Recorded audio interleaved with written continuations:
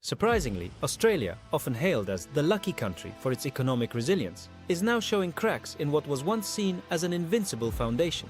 For over 50 years, the country defied global economic downturns, leveraging its vast natural resources like iron ore, coal, and gold to fuel steady growth. Even during major crises, such as the 2008 financial meltdown, Australia emerged unscathed, its booming trade with China and a strong domestic economy keeping it afloat.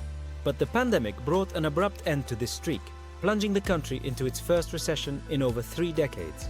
What's even more alarming is that despite a return to GDP growth, the average Australian is feeling worse off, as GDP per capita has now fallen for 4 consecutive quarters. This decline reveals a deeper issue. Much of the recovery is driven by immigration, rather than improvements in productivity or wages.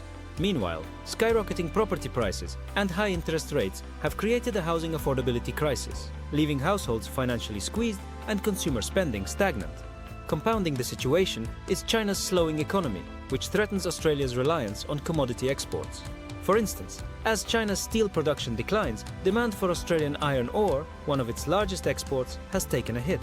Australia's challenges underscore a critical lesson. An economy cannot solely rely on resource exports and immigration for long-term prosperity.